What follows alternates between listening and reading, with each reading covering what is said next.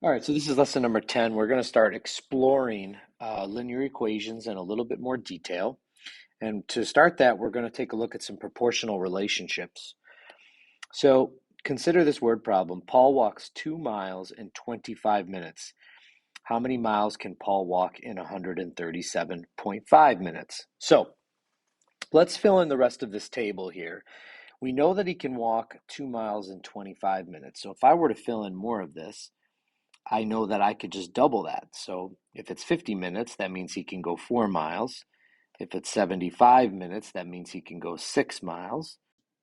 And so every time I add 25 minutes, I just add 2 more miles onto my distance. But here's the thing.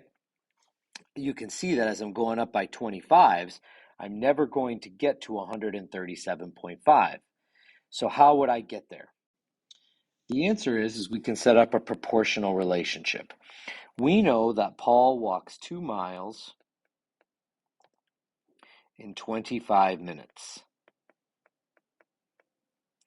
So we should be able to say, okay, well then if he walks 137.5 minutes, how far does he walk miles? And these two things should be equal to each other. So let me take out the words now. So we're going to have 2 over 25 equals y over 137.5. And now I could cross multiply to solve this. So remember, cross multiply means I'm going to do 25 times y, and then I'm going to do 2 times 137.5, and that gives me 275. And then I'm just going to divide to solve for y. 25 on both sides to solve for y. And I get y equals 11 miles. And what we learned then is that we can actually calculate his average speed. His average speed is right here, 2 miles in 25 minutes. That's his average speed. So to calculate an average or constant speed, we're going to do, basically, we're going to do y over x, where y equals the distance and x equals our time traveled. So distance over time. Okay, so let's look at a problem here. Stephanie drove at a constant speed from her apartment to her friend's house, 20 miles away. It took her 45 minutes to reach her destination. What fraction represents her constant speed of c? So just like before, we said we're going to do distance over time. So her average speed is 20 over 45. In this case, the numerator is in miles and the denominator is in minutes. Okay, we don't have to list that.